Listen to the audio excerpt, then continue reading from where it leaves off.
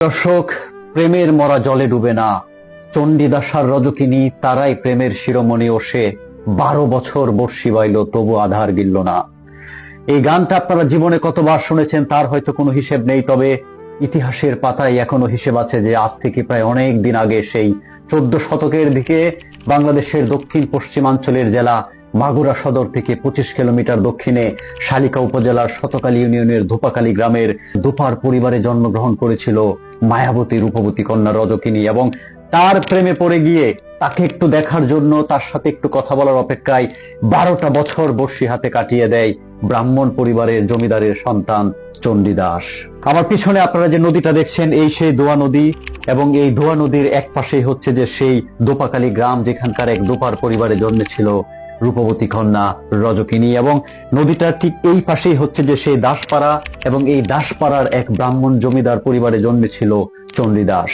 এবং এই ধোপাকালী গ্রামের পাশের এই সেই জায়গা, বলা হয় যে এই ঘাটেই রজকিনী প্রতিদিন আসতো কাপড় ধোয়ার জন্য, কারণ রজকিনীর পরিবার ছিল অত্যন্ত হতদরিদ্র, তার বাবা ছিল অসুস্থ, ফলে মানুষের কাপড় ধুয়ে অর্থাৎ দুপার কাজ করে রজকিনীকে তার পরিবারের দায়িত্ব নিতে হতো, তার পরিবারের সামলাতে হতো। এবং রজকিনী যখন এই ঘাটে কাপড় ধুইতে আসতো তাকে একটু দেখার জন্য, তার সাথে যদি একটু কথা বলা যায় সেই আশায়, সেই প্রতীক্ষায় বর্ষি নিয়ে ঠিক নদীর এই পারে দাসপাড়ার কাছের এই যে ঘাট, সেই ঘাটে বসে থাকতো হচ্ছে চণ্ডীদাস। এখন অবশ্য নদীটা দেখে বোঝার উপায় নেই, একসময় এখান দিয়েও খলখল করে পানি ছুটে যেত, এবং সেই নদীর খলখল ধ্বনি এবং রজকিনীর সেই হাসি সবকিছু মিলিয়ে এক উত্তাল জোয়ার সৃষ্টি করত চণ্ডীদাসের হৃদয়ে, চণ্ডীদাসের অন্তরে। তবে চণ্ডীদাস বর্ষি নিয়ে যতই বসে থাকুক, দিনের পর দিন, মাসের পর মাস, বছরের পর বছর মাছ কিন্তু ধরা দিচ্ছিল না।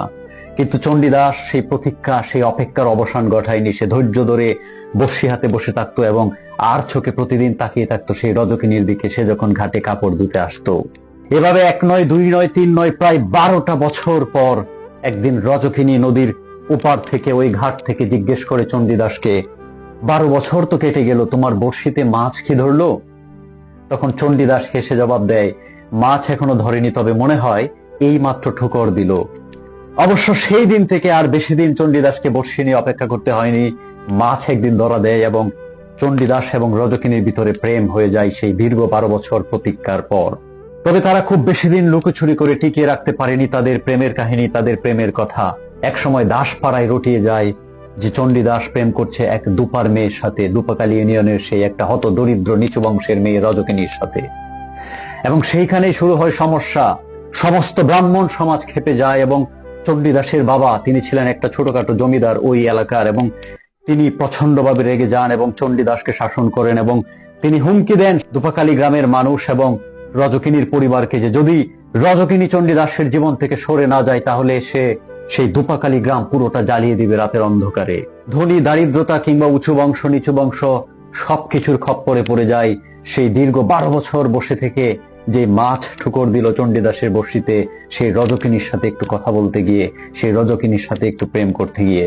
লোকমুখে শোনা যায় যে সেই হুমকি ধুমকি এবং ভয়ের কারণে রজকিনীর বাবা রজকিনীকে নিয়ে এক রাতের আধারে পালিয়ে যায় পার্শ্ববর্তী দেশ ভারতের বাঁকুড়া জেলার সাতনা গ্রামে।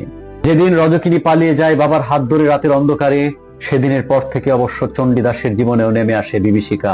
চণ্ডীদাস তখন সেই দোয়া নদীর ঘাটে একা একা বসে থাকতো এবং তাকিয়ে থাকতো সেই ঘাটের দিকে যেখানে রজকিনী প্রতিদিন আসতো কাপড় ধোয়ার জন্য। কিন্তু এখন সন্ধ্যা হয়, বিকেল হয়, কিন্তু সেই রজকিনী আর আসে না। হাহাকার হৃদয়ে নদীর চারপাশে, নদীর পাড় ধরে হেঁটে বেড়াতো চণ্ডীদাস, কিন্তু খুব বেশি দিন নয়, একদিন সেও এই দাসপাড়া গ্রাম ছেড়ে পালিয়ে যায় সেই রজকিনীর কাছে, সেই বাঁকুড়া জেলার সাতনা গ্রামে।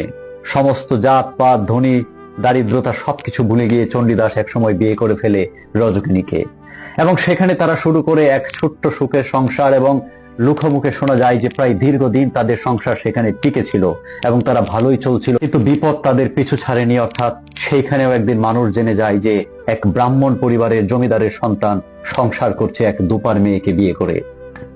সেই খবর ছড়িয়ে পড়ে দাসপাড়ায়, এবং শুরু হয় আবার সেই হুলস্থুল কাণ্ড এবং সেই ভয়ানক বিপদ এবং হুমকি দুমকি। এবং একসময় আরো এক রাতের অন্ধকারে সেই বাঁকুড়া জেলার সাতনা গ্রাম ছেড়ে চণ্ডীদাস রজকিনীর হাত ধরে পালিয়ে যায় সেই আরেক বিশ্বনন্দিত প্রেম কাহিনীর জায়গা, সেই রাধা কৃষ্ণের বৃন্দাবনে। কিন্তু সেই বৃন্দাবনে যাওয়ার পর চণ্ডীদাস এবং রজকিনীর ভাগ্যে কি হয়, কতদিন তারা সেখানে ছিল, কতদিন বেঁচে ছিল, সেটা আর খুব একটা জানা যায় না। তবে লোকের মুখে মুখে প্রচলিত আছে যে একমাত্র মৃত্যুই পেরেছিল চণ্ডীদাস এবং রজকিনীকে আলাদা করতে। সমাজের কোনো বংশ, নিচু উঁচু, ধনী দারিদ্রতা কোনো কিছুই পারেনি সেই চণ্ডীদাস এবং রজকিনীর অমর প্রেম কাহিনীর মাঝে বিচ্ছেদ ঘটাতে।